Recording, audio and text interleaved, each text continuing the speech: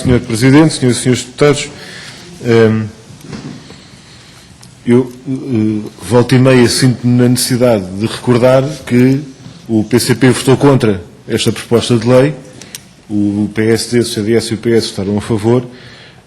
Nós estamos contra o conteúdo desta proposta de lei, estamos contra as questões concretas que vem provocar no trabalho portuário e até na operação portuária, e estamos contra esta perspectiva altamente preocupante de termos uma espécie de offshore laboral nos portos, em que se coloca uma espécie de regime especial que é mais desfavorável do que o Código do Trabalho.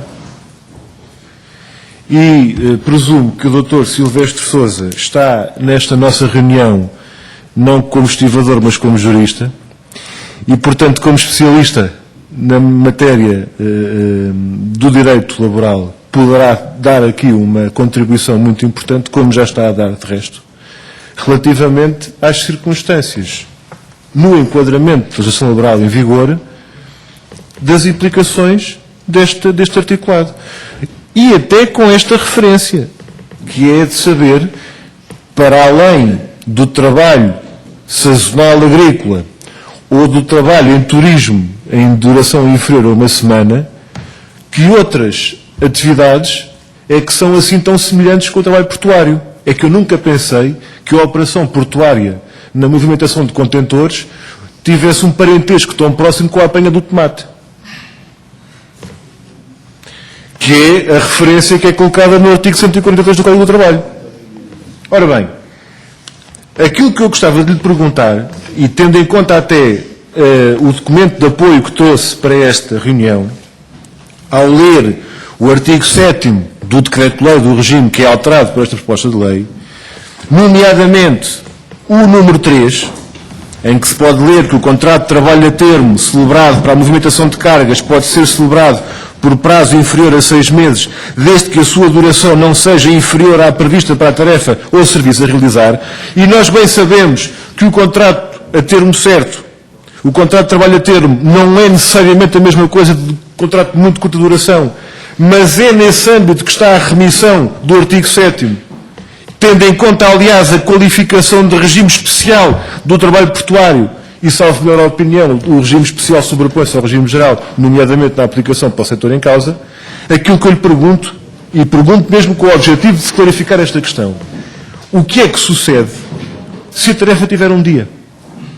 Se a duração daquele trabalho, daquele serviço a realizar, for de um dia, se for de 6 horas, nessa circunstância, qual é a duração do contrato de trabalho?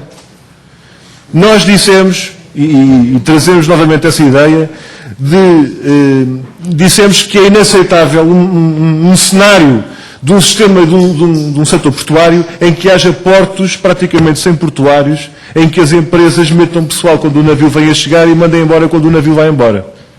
Mas, da leitura desta norma, é isso que nos chama a atenção, com esta agravante, a agravante de contratos de trabalho a termo de muito curta duração, não poderem exceder 120 dias, quando o regime geral é de 70.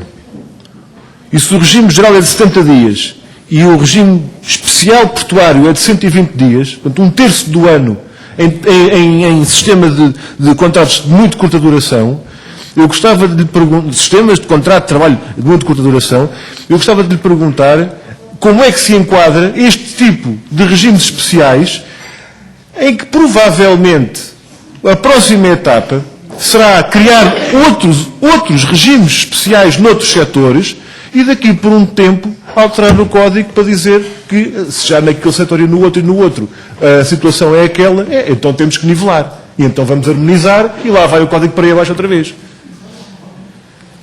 Qual seria a diferença, Sr. Doutor, se nós tivéssemos uma espécie de salário mínimo nacional de 200 euros para os portuários?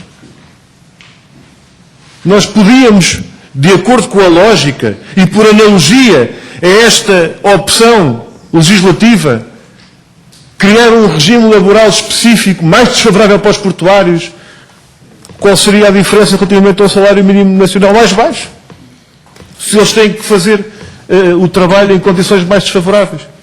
Eu gostava de perguntar ainda uma outra coisa, que tem a ver com o tal diálogo social, que isto até dá vontade de rir, mas é muito grave, dá vontade de rir, mas é muito grave. O diálogo social e a negociação que lhe foi aqui oferecida generosamente pelo Sr. Deputado do PSD, nos termos do artigo 5º da proposta de lei, que diz que as disposições constantes de instrumento de contratação coletiva, regulamentação coletiva de trabalho, têm 12 meses para ser alteradas, sob pena de nulidade. Eu gostava de lhe perguntar o que é que acontece à contratação coletiva atualmente em vigor se as entidades patronais todas se recusarem a fazer um acordo com os sindicatos no sentido do que este artigo prescreve. Se daqui a um ano nós chegarmos ao ponto em que, após múltiplas negociações, rondas negociais, tentativas de entendimento, e até esse sacrosanto dia, nenhum patrão se digna a concordar com os sindicatos e não há nenhuma alteração à contratação coletiva nessa situação, o que é que acontece à contratação coletiva em vigor? É o conta quilómetros a zero? Vai a contratação por água abaixo? É um regime mais favorável do que aquele que nós temos? É o quê? Eu gostava de lhe perguntar qual é a consequência que decorre desta circunstância. E para terminar, Sr. Presidente e Srs. Deputados, gostava de colocar a questão que tem a ver ainda com a contratação coletiva, com a renovação de contratos. Peço desculpa, formação profissional. Esse é que é o último ponto, já que vou nos 6 minutos. O último ponto, formação profissional. Tendo em conta este regime de trabalhadores eventuais formalmente reclassificados em contratados de curta duração, qual é a responsabilidade e em que termos é que é concretizada relativamente à formação profissional, se durante uma parte significativa do tempo nem sequer existir vínculo contratual e contrato de trabalho para aquele trabalhador. Ou seja, de quem é a obrigação de garantir àquele trabalhador que na altura está à espera de um contrato de trabalho a formação profissional que depois lhe vão exigir. Muito obrigado. Muito obrigado, Sr. Presidente. Nós encerramos assim e agora, desta maneira, o extraordinário processo de audições e debate e reflexão que teve esta incrível duração de 6 horas e 48 minutos. Tivemos uma discussão na especialidade que incluiu estas reuniões que tivemos desde hoje de manhã. Verifica-se que para a maioria a opção de fazer uma discussão a toque de caixa foi claramente no sentido de minimizar os danos do ponto de vista público que evidentemente resultariam da discussão aprofundada desta matéria. Os seus deputados da maioria sabem, e por isso é que fizeram isto, sabem que quanto mais se discutisse no concreto esta proposta de lei, mais as pessoas iam perceber, de facto, o que é que está em causa e a razão que assiste aos trabalhadores que estão em luta. E é por isso que era perigoso continuar o debate. Era perigoso que se soubesse melhor o que é que está em causa com esta proposta que coloca no setor portuário uma espécie de país de segunda. Para além daquilo que já é a má lei que temos hoje no Código do Trabalho, teríamos uma espécie de país sem lei no setor portuário. E é isso que nós verificamos que se evidencia, como se evidenciou neste bocadinho que tivemos aqui. Nestas horas, sim senhor, foi uma jornada de trabalho de 6 horas e 49 minutos. É uma maratona extraordinariamente longa e cansativa para alguns, mas aqui fica. Amanhã, por esta hora, estaremos se calhar a acabar o plenário, mais umas horas mais tarde, e começa o processo de votações artigo a artigo. E no final da semana cá estaremos para votar em votação final global. E assim se faz o tal processo de diálogo e de abertura que foi tantas vezes anunciado e tantas vezes rejeitado pela maioria parlamentar. Para nós, mais do que a questão da abertura, do diálogo, ainda mais importante do que isso, é a verdade que subjacente a essas palavras afirmadas. Porque não é possível ter um diálogo são e ter uma discussão sensata e justa com as pessoas a quem nós queremos impor de forma unilateral uma medida absolutamente gravosa. Eu termino, Sr. Presidente, com esta questão.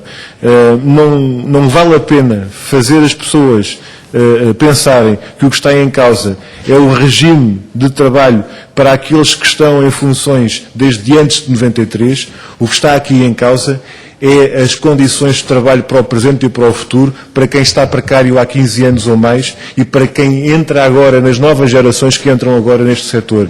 E é desse ponto de vista que nós queremos aqui saudar, agradecer a presença das organizações que aqui vieram e saudar, por vosso intermédio, os trabalhadores que de uma forma solidária estão a defender também os direitos das novas gerações e das futuras gerações. Muito obrigado e boa tarde a todos. Completamente legítimas as que fez, mas só para ficar esta nota. Muito obrigado, Sr. Presidente. Nunca me passaria pela cabeça que isto não tivesse sido votado. Foi naturalmente votado com o voto contra do PCP. Claro. Queria dizer que, da nossa parte, não subscrevemos esta afirmação, que não é verdadeira, de que foi assumida por unanimidade esta metodologia em termos de prazos e de decorrência de tempo. Nós, evidentemente, estávamos de acordo em receber... Do alargamento da audição. Sr. Presidente e Srs. Deputados, era só o que mais faltava que o PCP não concordasse em que os sindicatos, que nomeadamente estão aqui representados, não estivessem na reunião. Evidentemente que quem não foi ouvido pelo Governo e quem nunca foi chamado para dar opinião sobre isto, era só o que mais faltava que não fosse chamado pelo Parlamento para dar opinião na especialidade, e nesse sentido, aquilo que nós manifestamos, a nossa frontal oposição, foi relativamente a este prazo de reflexão, diálogo e aprofundamento na especialidade que se faz na habilitação de 72 horas. Muito obrigado. Muito obrigado.